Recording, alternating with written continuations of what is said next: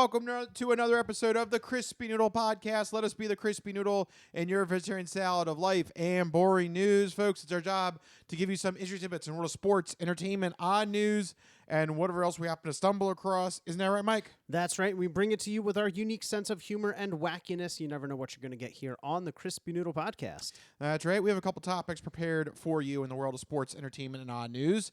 So we'll get to that in just a bit. But before we do that, Mikey, my friend, how you doing? What is happening in Costanzo country? Doing pretty good. I watched a show recently called Happy Shiny People on Amazon Prime. It's a weird documentary / true crime examination of it's not the REM song. No, it's no. Shiny happy people. It's funny because when I was trying to look it up, I kept on getting that in the search results. I'm like, Yeah. this is not what I'm looking for. Yeah. No, it's much darker than that. So it's a kind of an expose on. Remember when TLC had all those shows like 19 and Counting and like all these like big shows. like big family shows, Yeah. right? So it's an expose on one of the families, the Duggar family, who turns out was part of like this religious cult, and they did Fun. horrible things, and it's just a really good documentary / true crime / expose on those type of psychological things. So I highly recommend it. I finished the entire thing in like 3 hours. It's like 45-minute episodes. So you can literally just finish it in a single night. So you can watch that, but you can't watch The Departed or not The Irishman. No, because this was interesting. No, I know. I gotta watch that. You dragged that up from the depths. It sounded familiar because that would be the same thing that I said that The Irishman should be. If you break it up into parts. Yeah. Yeah. You gotta make it. It should have been a mini series. I like to know that I can stop at any point. Yeah. Like if I just start dozing off after episode 2. That's fine. I'll get the next 2 tomorrow. But if I start dozing off in the middle of a 4-hour movie, I'm never going to watch it. Yeah. I'm never going to finish it. Right. So, yeah, they should have broke up The Irishman into like a 4-part Scorsese just has this like, some directors are just like, no, it has to be the cinema. It's like, yeah. Evolve with the times, guy. Well, he is like. He's like 90 million years old. Yeah. He's like he's ancient. Up there. But yeah. So I watched Happy Shiny People. Also, the world is on fire. Apparently, yeah, here in southeastern Pennsylvania. Yeah, we have a weird weather update here in Philadelphia. Yeah, there's apparently don't breathe the air if you're from the mid-Atlantic states. Yeah, so there's apparently a lot of wildfires happening in Canada, and today, like, we're getting the equipment from my car, and we're like, what is happening? And like the skies are dark and.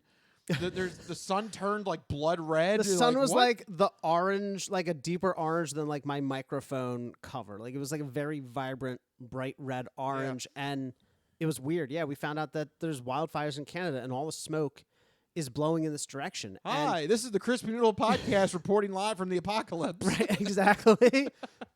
Exactly. So don't breathe the air, folks. Yeah, stay inside. You were right all along, Rich. Yeah, I like being inside, especially during the summer. Being inside. I hate the sun. The sun does not. Me and the sun don't get along. No. That's why Canada's trying to block it out. Yeah, they're trying to help us. They're trying to help us. But yeah, so the world's on fire. I watched Happy Shiny People. It's all good over here. But you had a pretty active weekend. I hear. Well, yeah, we had the 24-hour game show marathon this weekend, and yep, it was just a great time. We were raising money for Child's Play. Playing 24 game shows in 24 hours. I only got, I think, like 40 minutes of sleep. Oh, my God. At like the 5 o'clock hour. Whew, that is brutal. Yeah, but like that's that's what you do for this thing. It's so much fun. And it's all for a good cause. And, it's like one of those things that it's almost like a little mini convention because everybody that shows up to the game show marathon, like, we are all addicted to game shows. Yeah. So we all know, like, various things that are happening, in terms of, news in that world and everything like that. So it was, like, just fantastic to be around, like, people who, respect the craft as much as I do.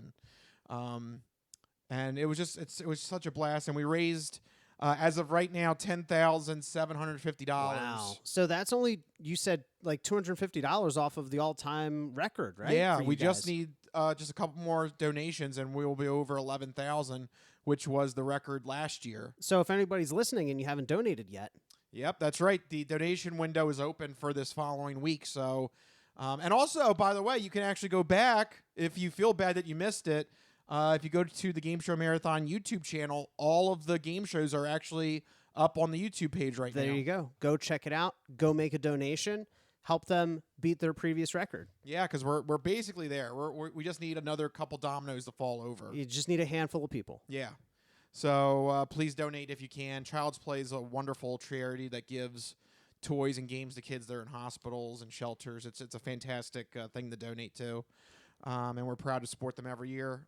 But it was such a blast, and it's one of those things where in the moment, or maybe like right after the marathon, you're like groggy and you're like, oh my gosh, like I can't believe we're doing this, and like oh my god, what was I thinking?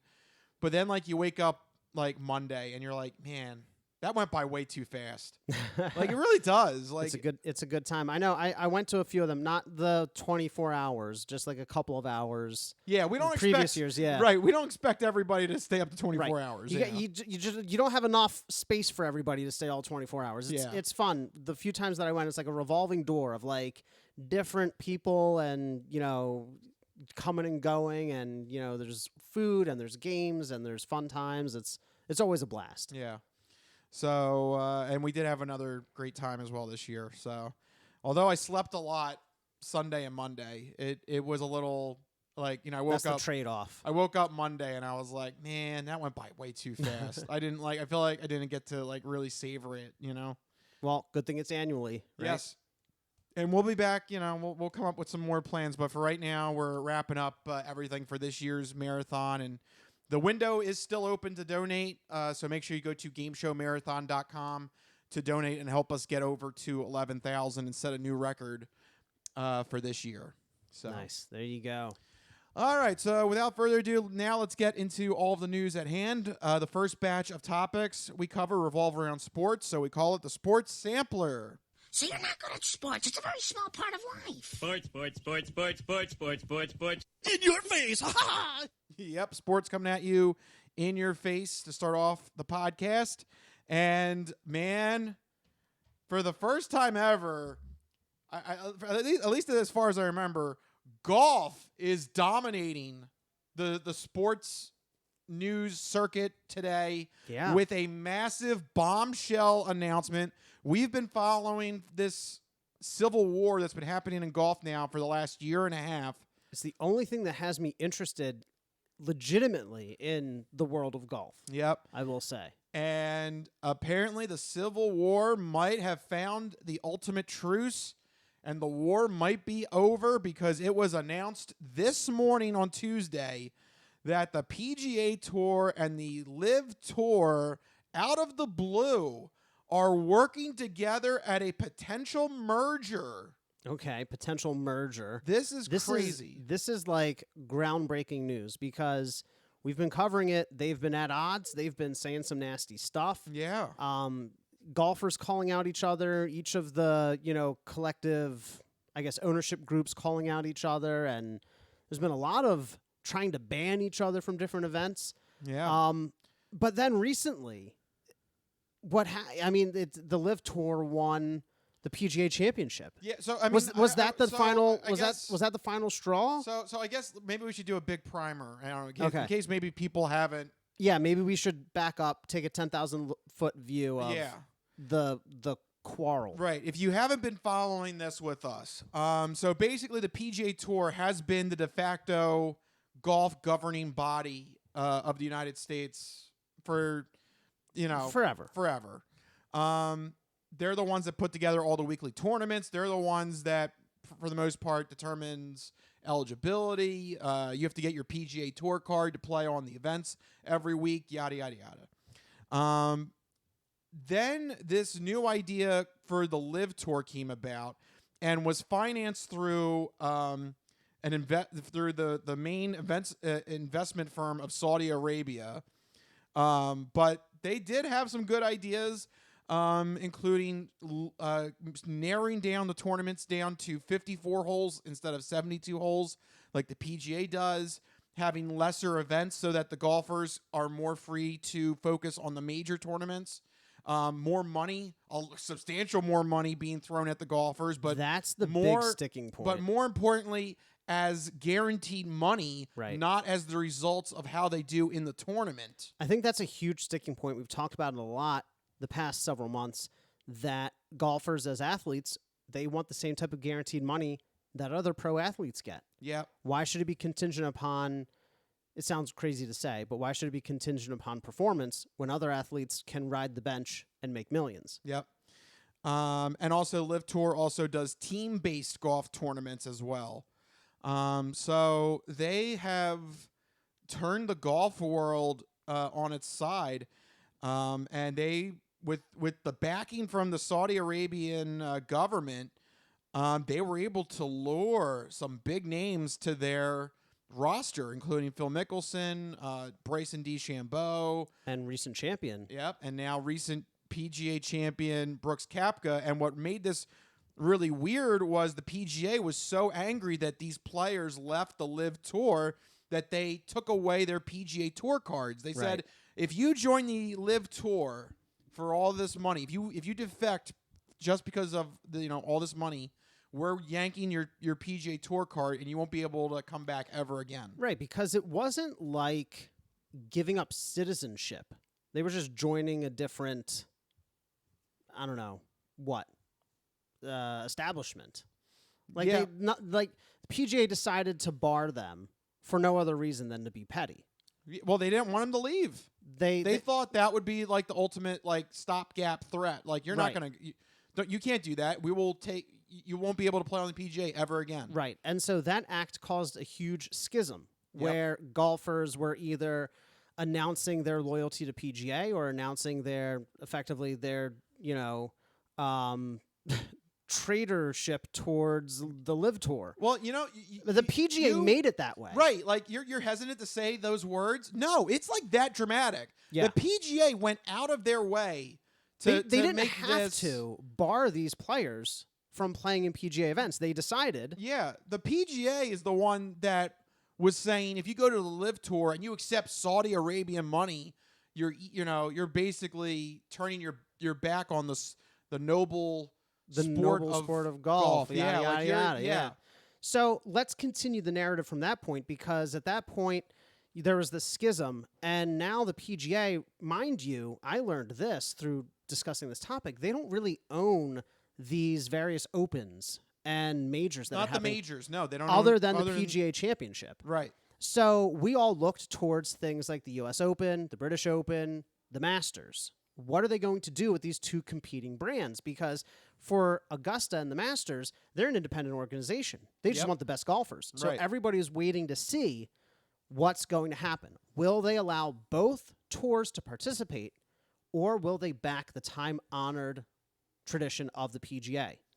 Well, as we predicted, as we talked about, they welcomed with open arms both tours. Yep. And that completely legitimized LIV and defanged the PGA, because at that moment, everybody realized the PGA has no actual bite behind the bark. They can do whatever they want, but ultimately, every other organization in the golfing world, they're like, hey, golfers are golfers, money is money. Yep. But so we had that, first ace to fall in this weird civil war that's been happening. But then what really elevated this was the PGA Championship last month, where the PGA kind of felt, because of what Augusta did, they had to allow the LIV Tour people to play in their tournament, their major tournament. And what did we say when we were reporting that, when it was first announced? What happens? Yeah, what happens if a LIV Tour member wins the PGA Championship? Well, what happened? And that's what happened. Brooks Koepka, who had his PGA Tour card revoked, goes into the PGA Championship and wins the major. It's ridiculous. And you cannot script this. Yeah, he's holding up the PGA Championship, and he doesn't have a PGA Tour card. And so what happens then? Well, welcome to the show, folks. Yep, because that's the main topic. Because at that point, come on, it's done. PGA lost. They had to. The PGA had to. That kicked their ass. It was like, okay, we got to settle this once and for all. PGA, this is ridiculous. Tried to oust the golfers. They got better offers from LIV. They tried to say, Augusta, if you don't support us, we're not going to show up. Augusta opened their doors to everyone. Then the PGA said, all right, well, as a show of good faith, we'll let you guys play alongside our premier golfers. They showed up at home. Yep. They did everything wrong. They lost every battle. So regardless of the outcome of this merger / business venture / agreement, PGA lost. Yes, right? they did. Well, they like it's a lose- win-win for everybody if this merger business thing goes through. But like PGA, they basically had to acknowledge what they never wanted to acknowledge, that LIV is here to stay.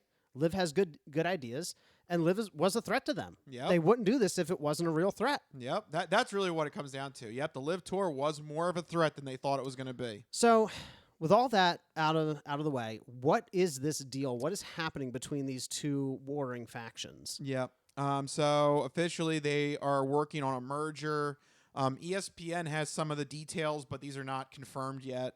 Yasser Al-Rumayyan, the governor of Saudi Arabia's sovereign wealth fund, that is the funder of the LIV Tour, he will officially join the board of the PGA Tour. That's pretty big. Yep. And they're giving him a board seat. That is a huge acknowledgement This right is like there. Succession. It really is.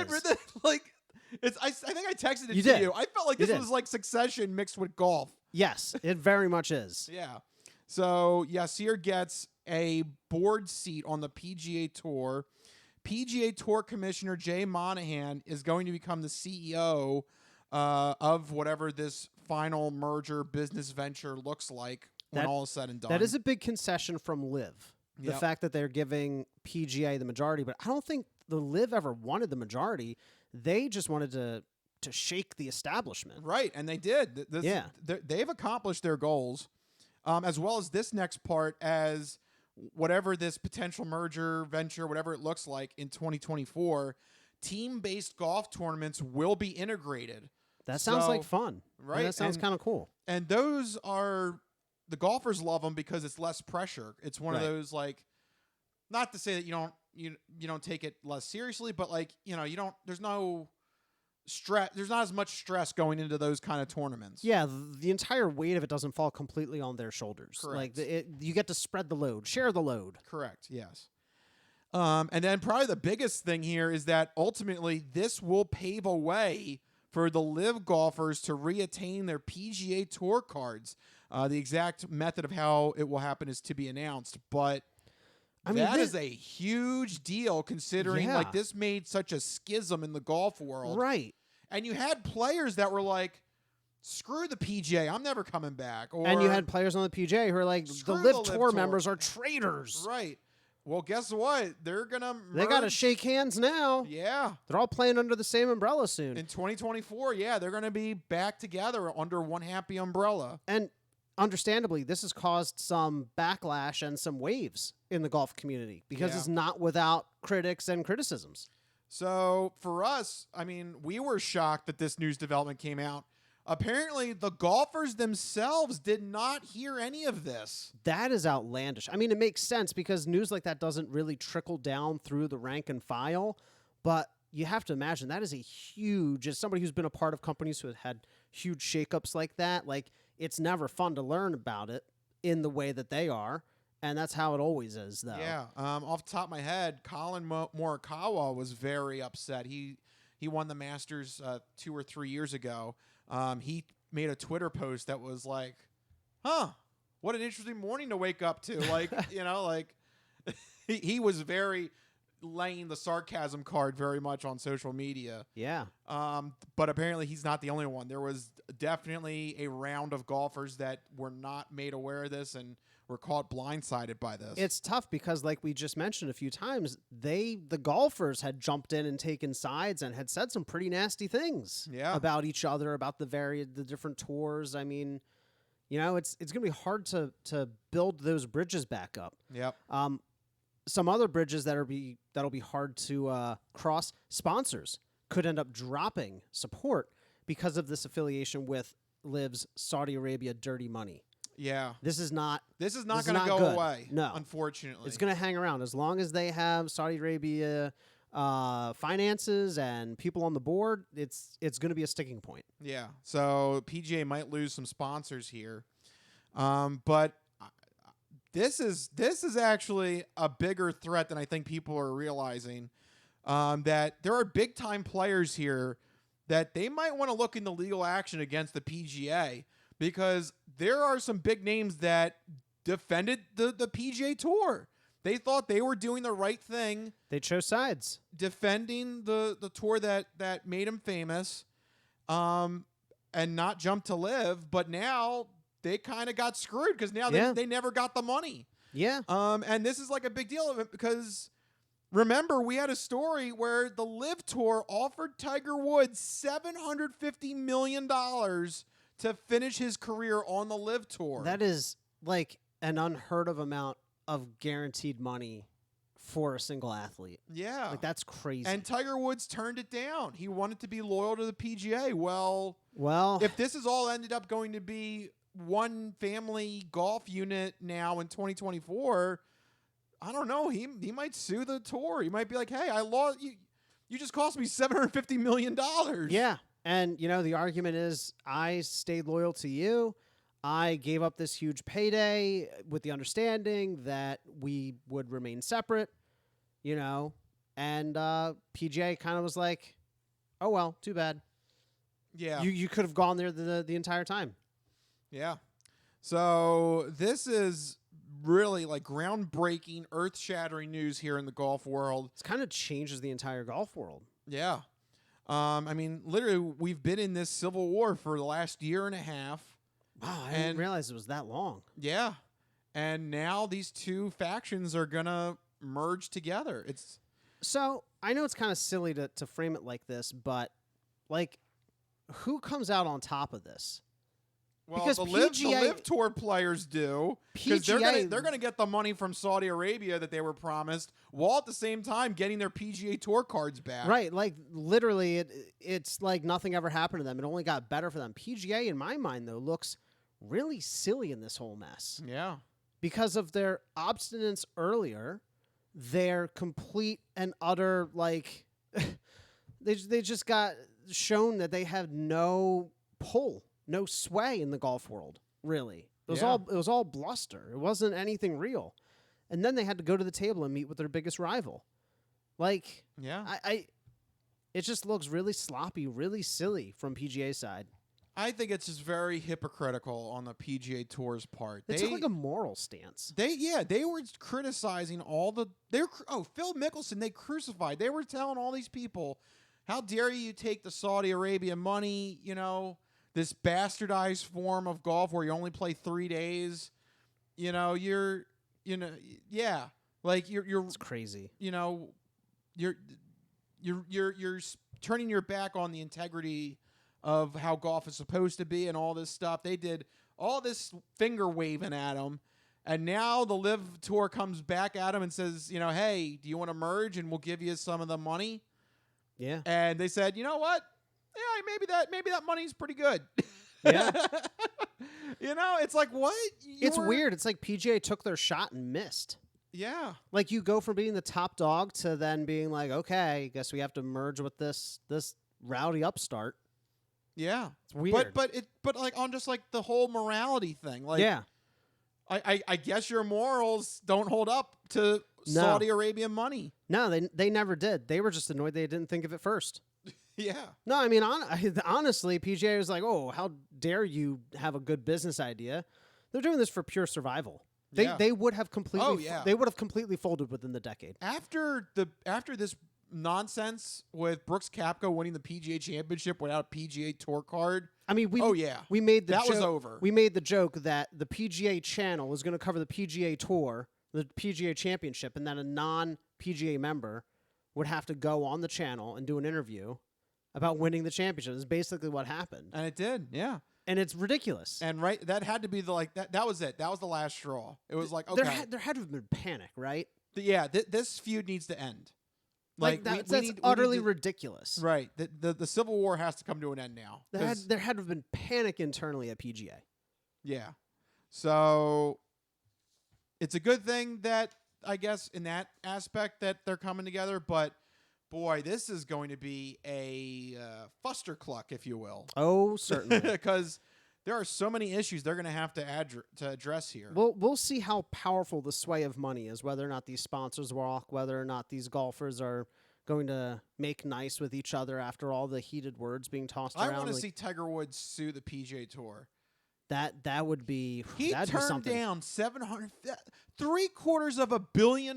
He turned I'm just saying, down. if I have to turn down $750 million to make nice with an organization, and that organization turns around and kind of basically gives me the middle finger and like, too bad. You should have taken it when you had a chance. Yeah. He showed them loyalty. They didn't show him loyalty. I'd sue the crap out of them too. Right now, Phil Mickelson looks better than Tiger Woods. Phil Mickelson, he didn't care. Yeah. He was like, I'm getting to the end of my career. I need money. And he went to LIV. And he didn't care. He's got the best of both worlds. And guess what? Now he's got the best of both worlds. He's got the guaranteed money from the LIV Tour, and they're going to give him back his PGA Tour card when this goes through at the end of the year. If I were a PGA loyalist, I'd be pissed. Right. Absolutely pissed. Right. That all my colleagues went and they got theirs, but I stayed loyal. And what did I get for staying loyal? Like, what's PGA going to give Tiger Woods now? They better do something to appease him. I don't know. Give him a board seat. I don't know. Yeah, right? You got to do something, because if not, I think he's got grounds to sue. Because this could get even messier for PGA. Rory McIlroy too, Yeah. another one. He turned down the LIV Tour. I wonder what they offered him. He was supposed to be a young European star. If they were offering Tiger $750 and Phil Mickelson $300, like, oh, Yeah. It's only going to get weirder and messier for PGA. yeah. LIV completely flipped the script. Yes, they did. They did their job. And PGA was like caught with their pants down. They didn't even have their pants on. They were still in bed. Yeah. They had no idea what was happening. Yeah. And they still don't have their pants on. No, they don't. Their They're pants are still in the dryer. they've got like one sock on. They're like putting a shirt on, but it's like inside out. Yeah. The pants are in the dryer. Yeah, They're late to the meeting. yeah. All they But- had to do was guarantee some money to their golfers.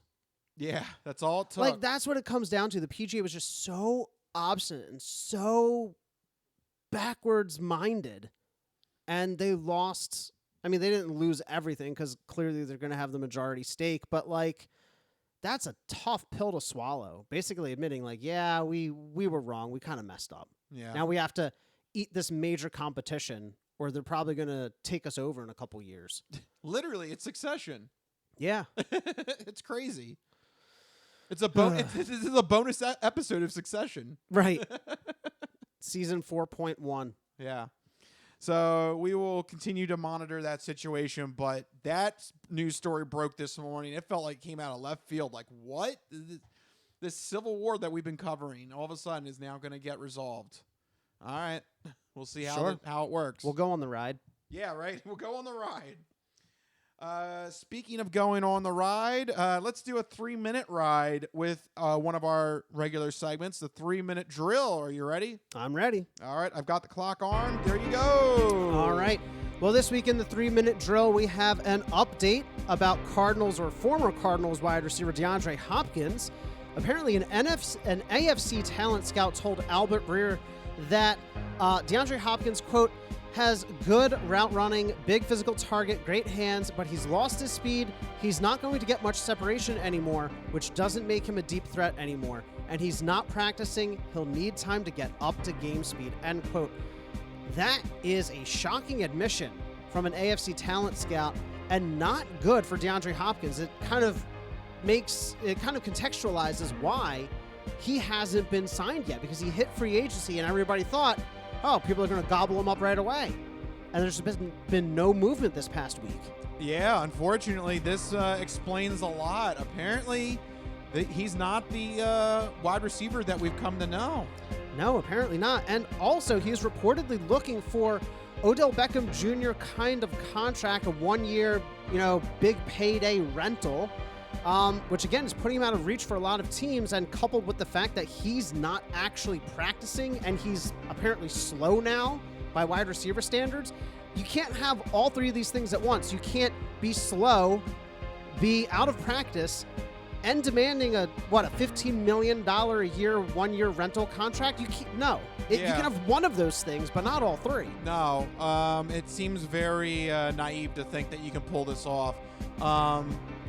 Hopkins, he's going to have to settle for lesser money. Yeah. You can't get that. You can't get the OBJ kind of contract. The only place you can get that is the Bears and Carolina, I think, based on our numbers from last week, and neither of those teams are going to go that way. Yeah, and they don't really have any Super Bowl, hopes this year. I think this shows me that he really doesn't want to be with a contender. I know the reports last week said he wants to go to a contender.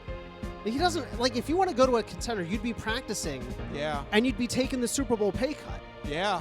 And he's not. He's insisting he wants the OBJ contract. This is strictly payday type stuff. Yeah. I mean, he is, on the wrong side of 30, so he needs to make some money before he retires, but... I heard a murmur last week, and it's just dumb enough to be true.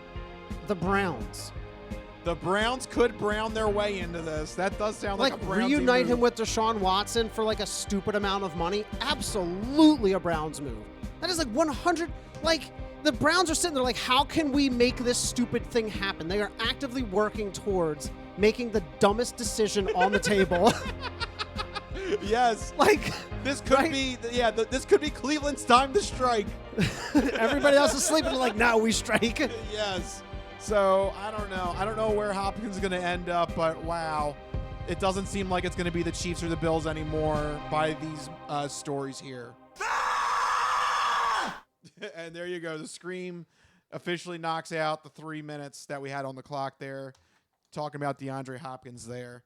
It's a shame. I didn't know he was that bad. I know he's coming off of injuries last season. He had an injury. He kind of had down seasons, but I didn't think that he was completely and utterly washed, right? Well, if you believe this anonymous AFC scout that talked to Albert Breer, that is not a pretty picture. It sounds real bad. I mean, essentially, if he doesn't have speed, he's only a slot receiver? He can't do anything else. Yeah, I mean, he was always what? He was always known as a burner, right? Yeah, he was always supposed to be a guy on the outside and a deep threat. So he hasn't played a full season. Oh, that does not look good. He hasn't played a full season since 2020. The past 2 seasons, he played 10 games and then 9 games. And total, he's had just about 1,300 yards over those 2 seasons. Oof. That's not good. He went 1,400 and then 570. No, that's a down. And then 717 this last year. Yeah, it doesn't bode well. So I think he's washed. I think he's done.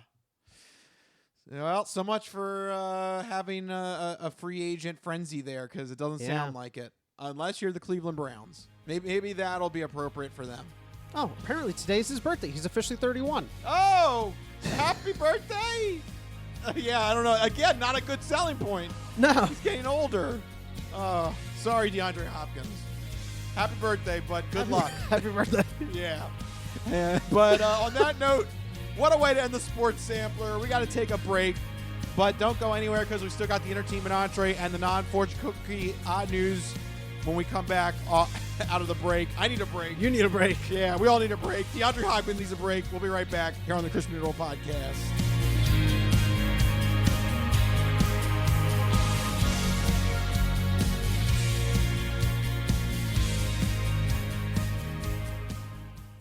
Ready for the weekend?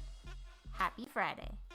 Hi, my name's Marie, and I'm an artist who's been making Happy Friday doodles every week for over 7 years. And now you can own my art collection in this Volume 1 and Volume 2 art series. These doodles span across multiple themes, yearly festivities, various countries, languages, and more. Both coffee table books have something for everyone and are the perfect conversation starter or gift for a friend. Really, anyone who enjoys a good weekend.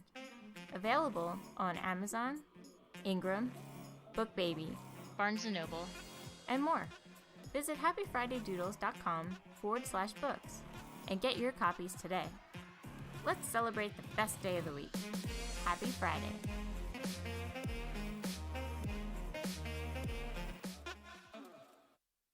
If you go to Taco Bell at 3 a.m, this is what you're going to get.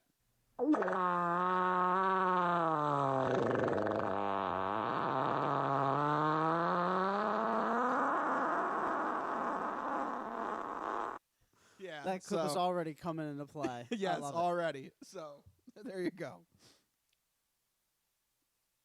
Stop. What happened? The thing went on. Well, how did that turn on? That was I don't weird. know. The fart sound. The fart sound turned Amazon on? I think the fart sound turned on my Echo. What the I hell? don't know. It turned on. What are you doing, Jeff Bezos? What are you into? Basically, he's listening to fart sounds. He's listening to our fart sounds. Oh, my God. I changed the trigger word to fart. I got to fart at it now. I don't know what happened. That's really awkward. You're going to have to... Excuse me. Excuse me. How can I help you? You may need some bowel. Do you want me to automatically order you Pepto-Bismol? I don't know why. I don't know why I'm talking to it solely through farts now. It actually, you fart into it. Fart and- once for yes and twice for no. No. Actually, you fart into the device, and then Yeah. Amazon can determine what you- medicine you need. Oh, right. Wow. That's next level right there. Or what you've been eating and what you want to reorder. Oh. I detect Cheetos. Would you like to subscribe? Would you like a bulk order of Cheetos? Ooh, yes, please.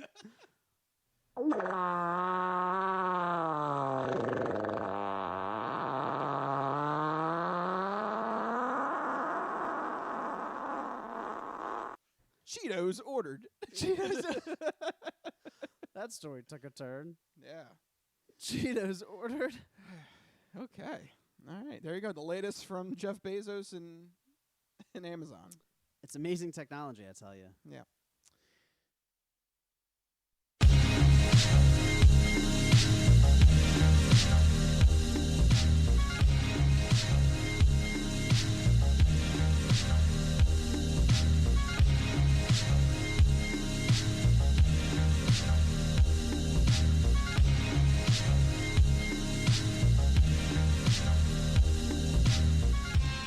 Oh, yeah, we're back here on the Crispy Noodle Podcast.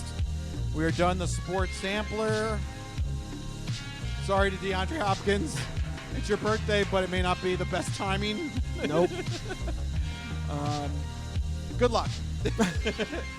So there you go. That's it for sports. Instead, we will move right along and get out of that world and move into another realm where we talk about movies, TV, and stuff like that. It is time for the entertainment entree.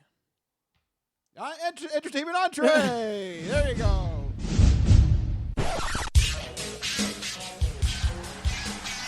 And now, the latest in movies. The Simpson guy writes to movies. Dear Die Hard, you rock. Especially when that guy was on the roof. Music. I know what that is. That's music.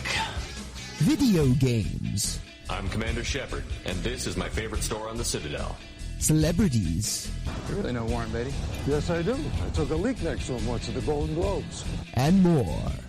You were the all-singing, all-dancing crap of the world. This is the entertainment entree.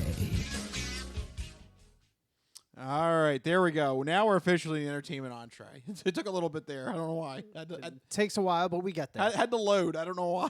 It I don't usually know. doesn't, but hey, look, It happens. We're coming back from the game show marathon. My equipment might be a little sluggish. They only got 10 minutes of sleep during the broadcast. So it happens. Exactly. All right, but now we can move on and kick off the entertainment entree with the segment where Mike is going to let you know what you should keep an eye out for this upcoming weekend for new movies, new TV, and new video games in Mike's This Week in Entertainment.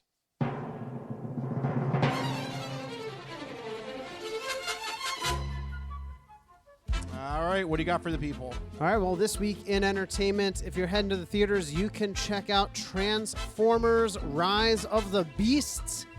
That's right, there's another Transformers movie, and it's weird, but I'm actually looking forward to this one because we all know the Transformers, but this is a very specific subset of Transformers that I used to watch all the time as a kid. It is based on, or I guess it involves the Beast Wars, which is where the Transformers can turn into animals and dinosaurs. So, anything with dinosaurs, I'm right there checking it out. I'm excited to see it. I may go check it out. It's going to be an average action movie. There's going to be big machines fighting each other. Everybody knows what you're getting when you walk into that theater. So don't expect cinematic masterpiece, all right? It's machines and robots blowing each other up. And your dinosaurs. They turn into dinosaurs, yeah. Did you never watch Beast Wars as a kid? No. What's wrong with you? I watch game shows. Two very different before school. It was always before school. I'd wake up and I'd watch Beast Wars and then Pokemon as I'm getting ready for grade school. And then I'd go to grade school. Yeah. I watched game shows. You watch game shows. I came back and I watched the 1994 Spider-Man animated TV series after school. And you watched game shows. Well, coming back home was usually Phillies. Usually my grandpa had the Phillies on. Yeah. Okay, all right. And that was when they were horrible. Oh, man. Yeah. You were raised on crappy baseball and game shows? Yep, that's right. I was raised on weird transforming dinosaurs. So that's Transformers Rise of the Beasts. There you go. Coming out this week. Go check it out. Our wonderful analysis there. Wonderful. And in video games, a new month equals new free games, which weirdly also involves dinosaurs because PlayStation gamers get Jurassic World Evolution 2, which is like a park builder, but you build a park for dinosaurs. Why is this whole segment about dinosaurs? Yeah, I wonder why. Because Mike is in charge of it. Yeah, I wonder why. Here's a non-dinosaur thing. Diablo 4 is also coming to all major consoles and PC this week. It's the next game in the highly respected loot-driven action RPG series. This latest entry has received plenty of praise for its rewarding progression systems, fun combat, and deep character building, but it's also faced a lot of criticism over its reliance on microtransactions and unreasonably high-priced DLC. Apparently, some cosmetic gear costs up to $20 to $25 for one outfit for a character, which people are up in arms about. I love this. There's an article that came out really recently on Yahoo that said that Diablo's armor costs $25, and they said that with the price of the horse armor in the game, you've come full circle to when, do you remember, what was it, Oblivion had horse armor DLC, the very first microtransaction DLC. People got mad that the horse armor was $4, and now people are paying $25 for it. Great. Do you remember that, the horse armor thing back in the day? Vaguely, yeah. Vaguely, yeah. But yeah, that kicked it all off, and now we're paying $25 for horse armor. Yeah, we're in this microtransaction hell. Yeah. So anyway, but you don't have to buy them. It's all cosmetic. If you're interested, go check out Diablo 4 on all major consoles and PC this week, and that's what we're looking forward to this week in entertainment. All right, there you go, Mike's This Week in Entertainment there. We've got some news now from the writers' strike. We've got this is still happening. The writers' strike is still going on. I think this is now a month in now, isn't it? It's been a while. It's been a while, yeah. And rightfully so. The studios and the distributors have not given in to the writers' demands, and they're just asking for pretty simple things. So to back up and give a recap, the Writers Guild went on strike. Asking for things like better residuals from streaming. They're asking for no AI content to replace writers. That's a big concern amongst Hollywood writers. So, they're just asking for basic things to ensure their continued career prospects, right? If you want to keep creating this amazing content, you have to pay the creators of that content. And they've had a really big standoff with the studios.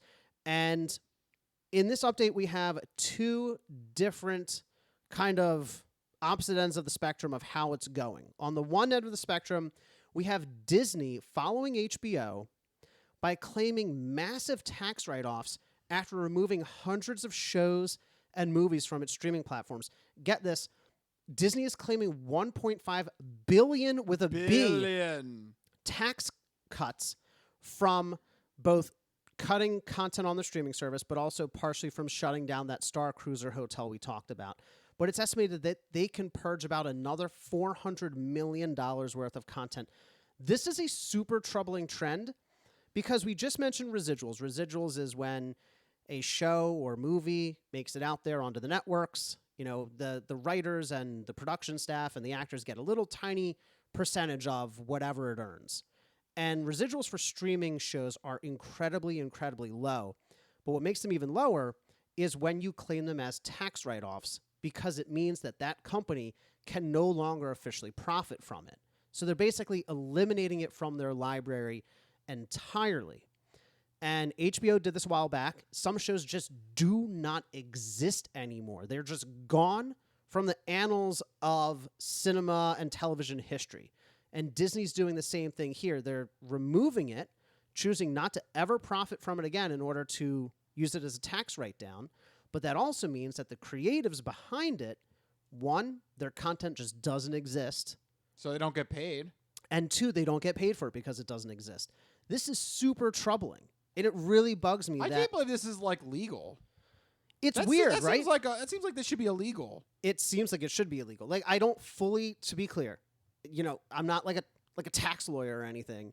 But from what I've understood from the articles that I've read, this is like totally within their rights to do it. They're like, we have this thing. I guess it costs X amount of money to keep supporting it. We're going to write it off. We're never going to profit from it again. And that reduces their taxable income, I guess. Yep. And the corporations would rather have the tax cut than leaving it on the streaming services and paying the people for it. Yeah, absolutely ridiculous. And very upsetting, again, because they're not paying the creatives, who absolutely deserve their cut for making the content in the first place.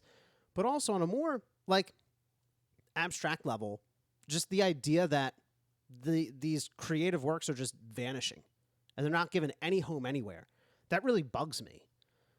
There's something so impermanent about, how we consume digital goods now. You go to a museum and always see a painting, but there's just work that people put hours or years of their life into that just evaporates. Yeah. That's really, really upsetting. So, yeah, it's going to drive people to have either physical media or their own storage of the media, Yeah. I think you might have been looking into this, but media servers they're on the rise right now. Yeah. You may not need the physical DVD or tapes or anything like that, but if but maybe you want to get some sort of media server so that you always have that TV show on your server now. Yeah, because they're going away. There's always the possibility they could go away on the streaming service. This is a troubling trend, and it's something that gamers have been acutely aware of for a long time with the rise in digital games, is that things can just disappear.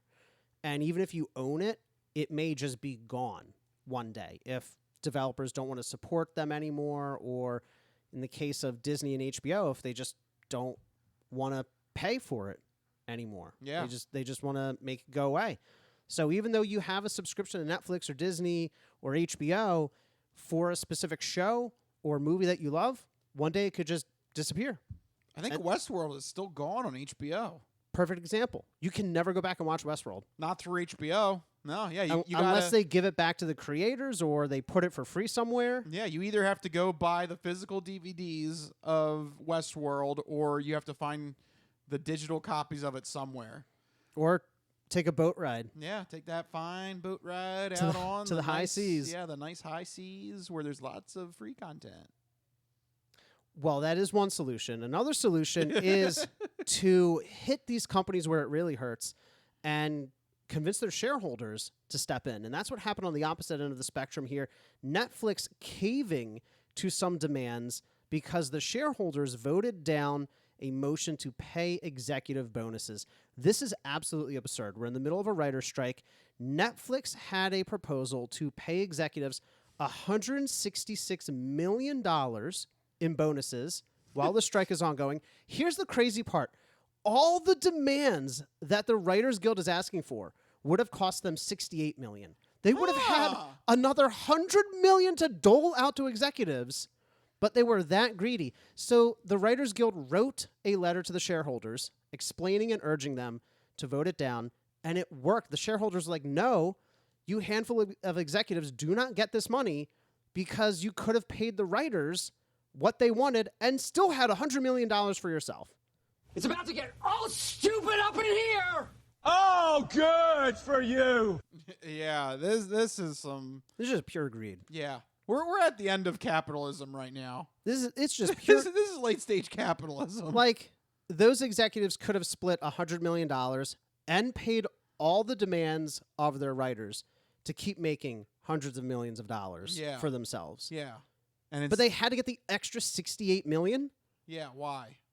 I don't know. Maybe because I'm not a multimillionaire, I don't understand how amazing getting the extra 68 is when I already have 100. But something about this just reeks of pure greed. Yeah. You know, it's right. It's the writers, it's the creatives who put you there. Yeah, they're the ones generating the content. Do you think anybody would be subscribed to Netflix right now if it wasn't for House of Cards back in the day? I'll tell you what, man. Between this and the whole password sharing lockdown happening. I mean, you pointed out to me last week, there's only like 2 or 3 shows I really watch on it. Yeah. And it's like $22 a month or some BS. Yeah, like on my list of streaming services, Netflix is falling further and further down my... It's the most expensive and... My need to have list. Yeah. So... It's quickly becoming less and less necessary. Yeah. It's not making me happy. And it makes me even less happy when they refuse to pay their writers and their creatives because, I mean, this would have been a win-win, right? You pay the writers everything they want, and you still get $100 million to dish out to executives. I don't see the downside. Yeah, but it's not $166 million. Right, it's not 166. Sorry. It would have been just 100. Sorry. That's not acceptable, Mike. That's completely unacceptable. Well, you know what Netflix might find unacceptable is this next little tidbit here. This could be a major turning point in this battle. The Screen Actors Guild has voted overwhelmingly to authorize a strike. Oh, good for you. So SAG is about to enter some negotiations of their own. And if studios don't meet those demands, the guild has authorized a potential strike. SAG represents over 160,000 performers. If they go on strike and the writers are on strike, Hollywood just shutters its doors. Yeah, there's nothing to do. Right. What else? Yeah, there's no projects that can be made. They've been forcing projects to continue without writers, but if the actors aren't there either, you're just shooting a blank wall. Yeah. The directors are just sitting there just filming empty sets. Yeah, and this isn't avant-garde film class here. No. They can get all of their B-roll and establishing shots done. That's going to be the new schedule. That's going to be the new schedule. Rest, B-roll, B-roll, B-roll, B-roll. July, August, September, October. Everything is just wide pannings. Wide panning landscape shots, establishing shots. That's it. That's it. That's the only thing. You know, there's a niche business here to open up right now. People to go out there and shoot like an entire library worth of establishing shots, generic B-roll of just everything, and just be ready for when productions start up again in the winter or It's all coming the next 4 months. Yeah, that's what it's gonna. That's the only jobs that's gonna be available. But yeah, we're in a wild time right now. So like right now, probably nobody has noticed anything because there's, you mentioned there's a schedule, right? Yeah. Everything we're watching now was post-production earlier this year. Yeah, so we're fine right now. But by the time September and the fall sweeps normally rolls around, there's going to be nothing. Yeah. Because this would all be post-production time for all of your favorite network sitcoms, your network dramas, your, big fall drama movies in theaters. Like, there's going to be a hard dry spell in about 3 or 4 months. There's just going to be nothing if they don't resolve these things. So we're in for a very, very serious drought when it comes out entertainment if they don't get these things sorted out.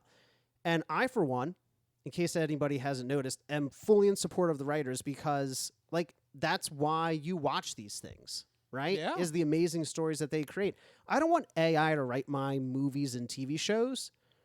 I can't imagine an AI bot writing Succession. No, you would never have the same nuance and the authenticity behind it. And I also, AI is a huge issue for creatives, but also pay your creatives. Back when TV shows were on networks, they would get decent residuals. They could make a living off of it. In some of the articles I've read, writers for good shows could make 6 figures a year in just residuals from the show. they're making like maybe a couple $100 in residuals for these streaming shows. Like that is like a tenfold decrease. Yep. In everyone's like, oh, do it for the love of the art. You do it for the love of the art if your pay is reduced by 10 times. Yeah, you still need to make a living. And in LA Yeah. and New York of all places. Yeah. Like if they're writing out of like Tuscaloosa, Oklahoma, maybe, but not LA. No, or New York City. Nuh-uh. Yeah. So, you know. Well, I think this problem's going to get compounded with the SAG going on strike too. Oh man. I'll be watching very closely to see how those negotiations, and I'm sure the Writers Guild is as well, because that kind of determines a lot of the future of entertainment. Yeah. Like if they go on strike, there's just nothing happening. Yeah. And then every studio has to What are cave. the directors actually going to do? They're just going to walk in the set. Nobody's there. I think the directors probably have a guild too. They'd probably walk out as well. Yeah. This is just bad news. Why? Just give in. Just come on. Let's end this thing. Just pay the people. Come on. Stop it. I mean, they've already unlocked the secret with the streaming subscription model. They're making money hand over fist. You got to pay your creatives or you're going to have nothing to show. Yeah. Especially groups like Netflix who are entirely based on original content. Like Disney can just keep showing Steamboat Willie for the next 100 years and they'd be fine. Yeah. You know, Disney has its whole Vault thing and NBC, Comcast, Universal, they have their whole back catalog and Paramount Plus, but like Netflix has nothing. They have what they've made and what they pay to show. And that's it, yeah. So out of all of them, it's so bizarre to me that Netflix is paying executives before paying creatives. The only reason that streaming service exists right now. Yep. So, look, I think the answer's simple and just, give into this. But they haven't yet. It's on a full month now for the writers. Yeah. So, could be dark times ahead. Yeah, I wonder how the actors are going to influence this when they go on strike. Yeah. I would love to see it happen. We'll keep you guys posted on the negotiations, and we'll see if it actually gets to the point of strike. But if it does, oh boy, things are going to be very different in the world of entertainment. That's right. And on that note, we'll leave the entertainment world and go to our third and final topic. Folks, it's time for the non-fortune cookie odd news. We've been talking about cool and its ramifications and how it applies to the hip scene. But maybe you could give us some examples now of the opposite of cool, uncool. Just exactly what is uncool? My nipples look like milk duds.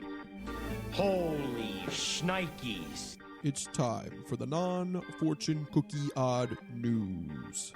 It's not of this world. I don't know exactly what it is or what it's doing, but this is not human intelligence, okay?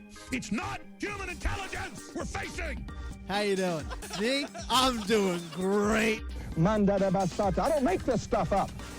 I'll take a pound of nuts. That's a lot of nuts. That'll be $4, baby. You want fries with that? I seen the celery dance across the baseball fields. You had me at Meat Tornado. No, go past this. Past this part. In fact, never play this again. Okay. What does that mean? And now it's time for the non-fortune cookie odd news.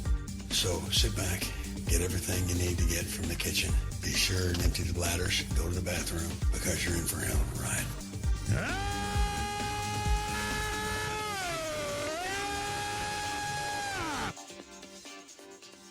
Odd news. That's right, everyone. It's time for the non-fortune cookie odd news. Here in this segment, Rich researches the news, he reads the news, and I react to the news. He finds a weird and wacky story and keeps it hidden from me, which ensures that all of my reactions are my genuine gut reactions to hearing this story for the very first time. I don't know what's about to happen. You guys don't know what's about to happen. And even Rich doesn't know what's about to happen because these stories always take us down wacky and wild paths. And I'm ready to get started. Where are we traveling to and why? Is it always Florida? Actually, not this time. What? Nope. The old switcheroo. Yeah, right? Throwing you as a curveball here. Nope. This one we're going to Minnesota. Weird. Is it cold up there? It's cold like Minnesota. Yeah, cold like Minnesota. I thought you had the clip, cold but like you don't. Minnesota. That's yeah. What was it? Little Yachty. Yeah. What does that mean? Yeah. I think every time we talk about Minnesota, this comes up. Yeah. Little Yachty. Little Yachty. Yeah, that was Bruno introduced that to us. Yeah, he's the rap guy. Oh, this feels so good. He's the rap guy. He's the rap guy, yeah. But yeah, he introduced us to that song, and we're like, Yeah. "What the hell is this song?" I have no idea. Yeah. So, I mean, it might be chilly up there. I don't know. It's June, so maybe not anymore. But what's going on in the great state of Minnesota? All right. Well, we're gonna follow the case of this is Aldo Gomez versus Blaze Smith. I don't know why those names are a little weird to me. Yeah, Blaze Smith? Really? Your Blaze first Smith? name is Blaze? Really? Like blazing fire, like Yeah. BLAZE. Yep, that's his name, Blaze Smith. Okay. And the other guy is Aldo Gomez here. So on April 15th, Aldo Gomez decided to break into Blaze Smith's home. Okay. He was trying to rob him, take out a couple of things. Smith found him and chased him out of the house. Okay. And said, "If you ever come back here, I'm going to kill you." Dramatic, but so far pretty standard. Right. And Gomez said, "You can't do anything. I'll be back." Okay. All right. And that's the end of the first contact there. Okay. Act 1. Yeah, that's Act 1. Short but sweet. Well, apparently this really made an impression on Blaze Smith, because since that April 15th break-in, he sat with his house with the door open, windows open, and said he would be prepared for his return. Okay. Things are getting a little weird in Act 2. Yep. So every day the doors and the windows are wide open. Yeah. And he's just lying in wait. Like what? Like with a gun? Like he's like hiding behind the couch ready to spring out? Like, is this just 24/7? Yeah, like, does this guy work? Yeah, like, how does this... Like, if he works, does he work from home? Does he leave the door open? Or if he works, like, out... Did he move his whole work setup upstairs so that he can monitor the windows? Yeah, but, like, also, if you have to leave the house, does you just leave the door open? Yeah. I'll be honest, if I'm walking around and I see a house with a wide open door and wide open windows, and, like, I notice that they've been open for a while, I'm suspicious. I'm not going into that house, even if I'm a burglar. Like, it feels like a trap. I've seen enough movies. You don't walk into that house, right? Well, Uh-oh. Uh-oh, here we go. Good old Aldo Gomez didn't get the movie references. Okay. Would you believe this guy goes back to the scene of the crime? Yeah, he said he would. I'm a man of my word. I'm a man of my word. I got to go back. I said I'd be back. I never lie. Yes. So the following Saturday night after the April 15th break-in, cops said that Aldo Gomez came back to the house to try and steal from him again. He's a man of honor. He never goes back on his word. He climbed in through the same window that wow. That is brazen. Yeah, He's like, watch me now. Yeah. Ooh. Well, that's when you should have taken heed of Blaze Smith's warning. They're both men of their word. Because he did have a weapon ready. Oh, no. He was inspired by Negan and created his own baseball bat wrapped in barbed wire and began swinging. Hot diggity dog.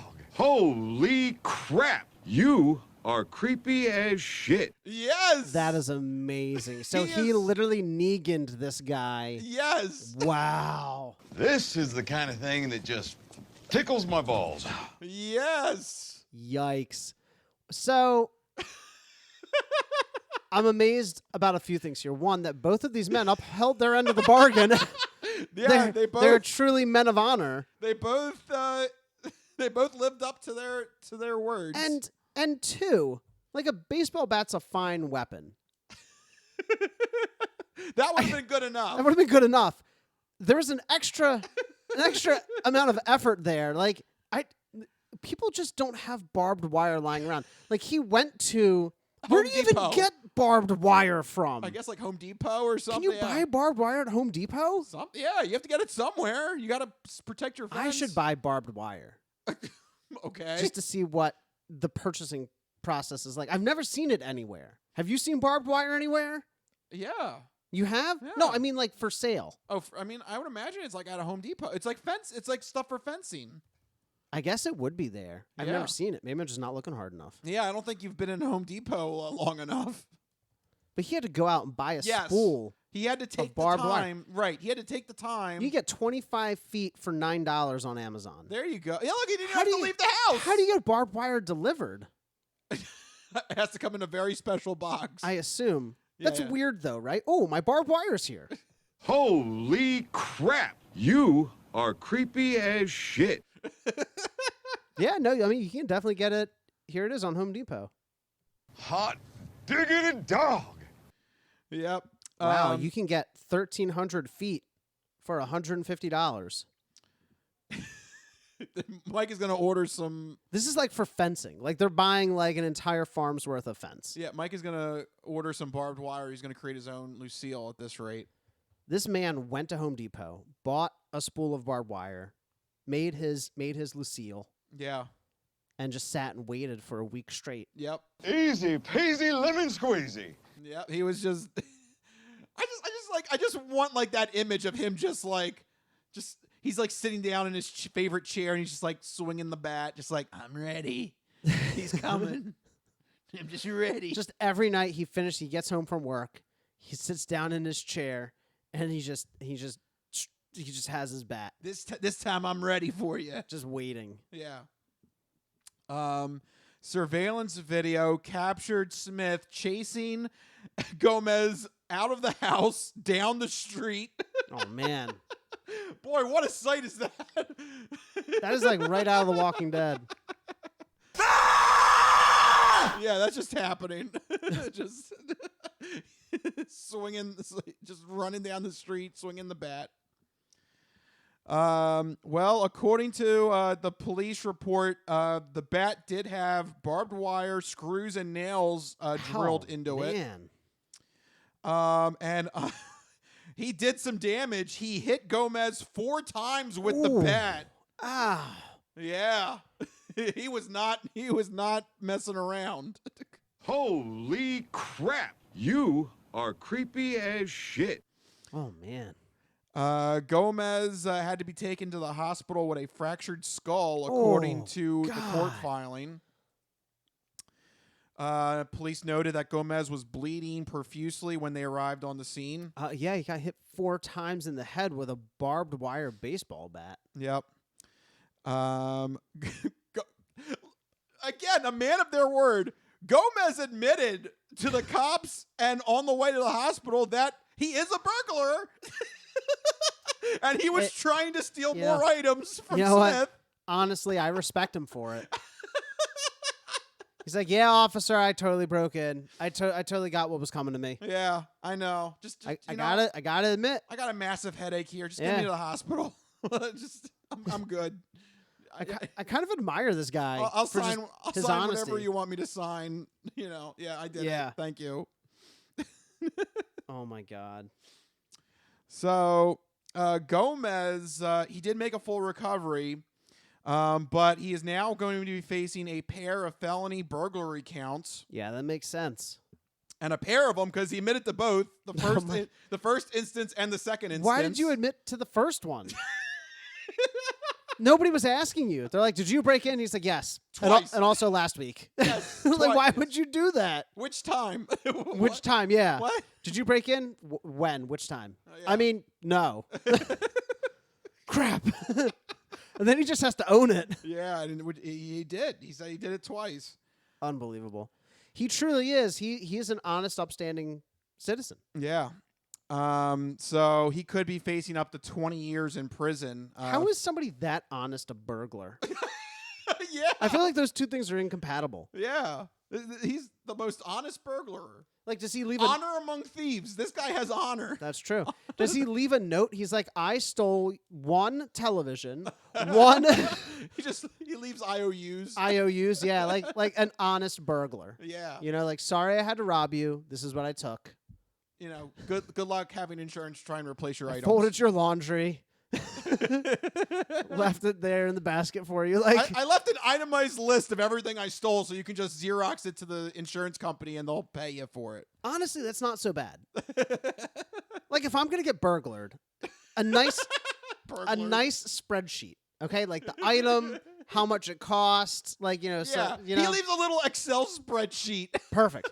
Burglar, anything you want. Just take it all. Just the itemized list is important.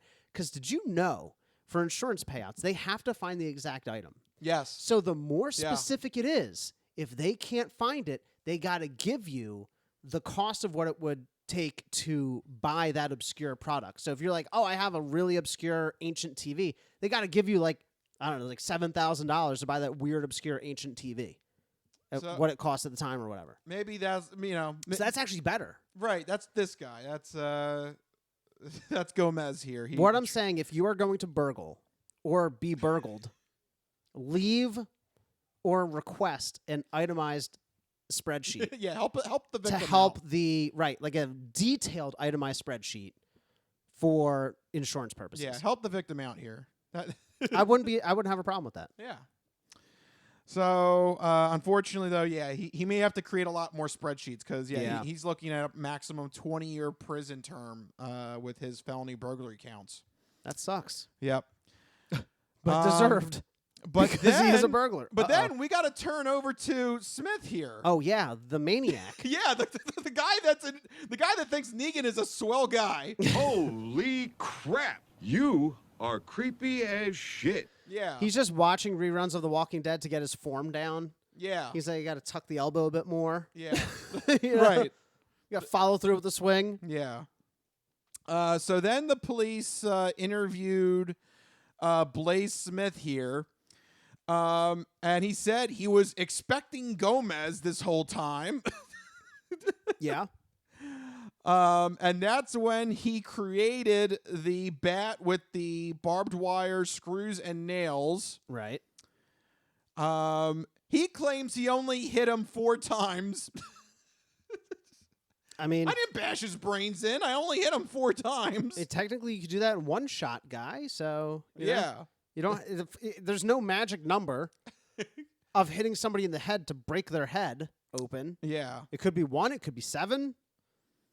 And cops are saying that cops arrested him because he's going to get a charge of felony assault with a dangerous weapon. Yeah.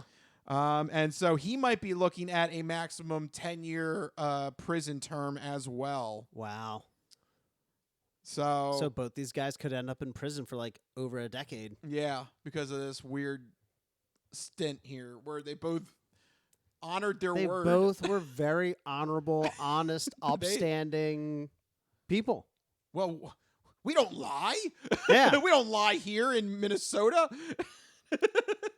I'm a man of my word. We might steal. We might assault you. We might smack you up the head with a baseball bat with barbed wire. But lying? How dare you? How very dare you? We cross there's certain lines we don't cross. Our word is our bond. We shall never tell a lie. Never tell a lie, yeah. If I say I'm going to be back, I'm going to be back. Screw George Washington. The new American truth tellers should be Blaze Smith and Aldo Gomez. I want like little American folk tales about these two. Yeah. He might have been a thief, but he still kept his word. I don't know. There's a song now, apparently. I don't know. Something like that. I don't know. He broke into a house and he said he'd be back, and he was. I don't know why. He never told a lie, but something. He had to swing a bat on the fly. That's good. Yeah, I don't know. But yeah, these are the new American heroes now. Yes. Not George Washington. Absolutely. Put them up on Mount Rushmore. Yeah.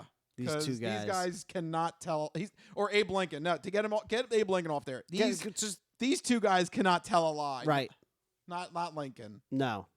Lincoln looks like a jokester. Right. They're all scum except for these two. Lincoln is a court jester compared to these two fine Americans. That's right. Telling the truth to the These cops. are true American heroes.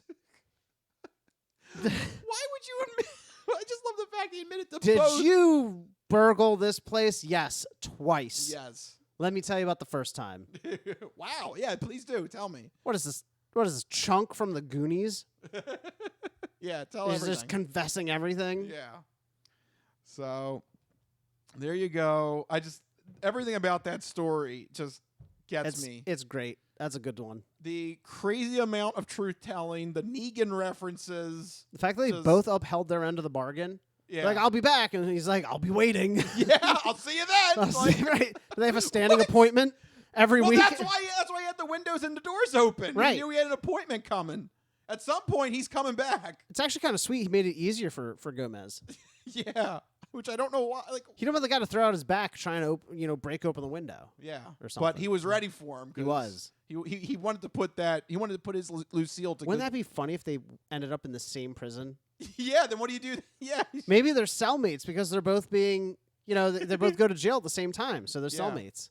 That would be a funny sitcom twist. Yes. Cue laugh track. There we go. Screw the writer's strike. We've got a story here. Should I cross the picket line? Yeah. Should I be a scab? There you go. We got a story here for you. Sorry, Writers Guild. Sorry. We've got a story here. I supported them one segment, and now I'm crossing the picket line in the next segment. That's not bad. That could be like a CBS sitcom. Yeah. That's the lowest one on the totem pole in my book. It's going to have to be AMC because they have the rights to Lucille and Negan. So because we've got to use the same baseball bat. Yeah, that's true. With barbed wire. It's a on crossover. It. Yeah. Hot diggity dog. This is the kind of thing that just tickles my balls. It's a crossover with just the bat. Yeah. So there you go. That's what I have for you this week in the non-fortune cookie odd news. What two gentlemen here from Minnesota. A true gentleman. Yeah. Both of them. Very fine, very proper.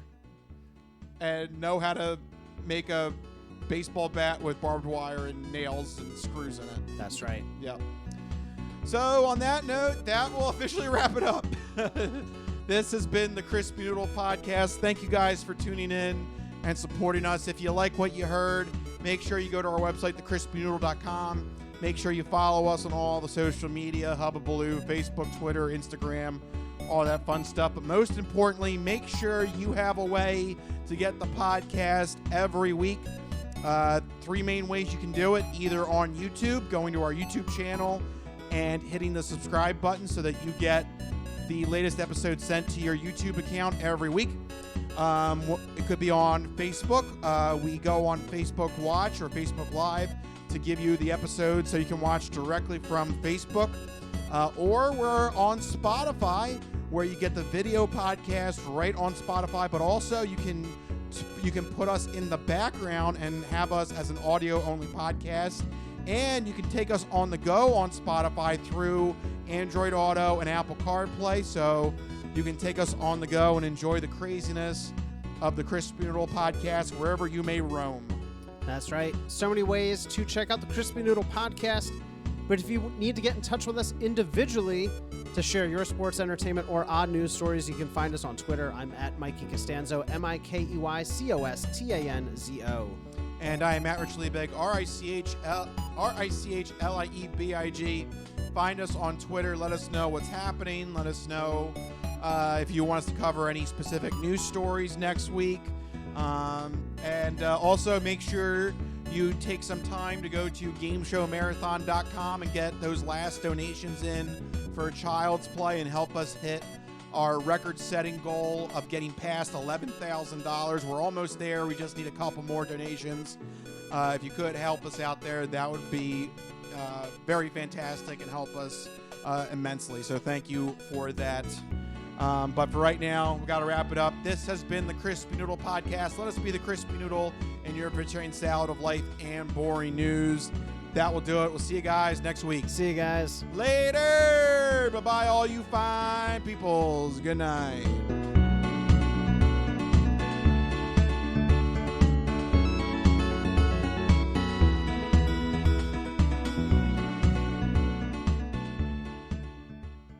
Some of us have great stories, pretty stories that take place at lakes with boats and friends and noodle salad. A lot of people, that's their story. Good times, noodle salad.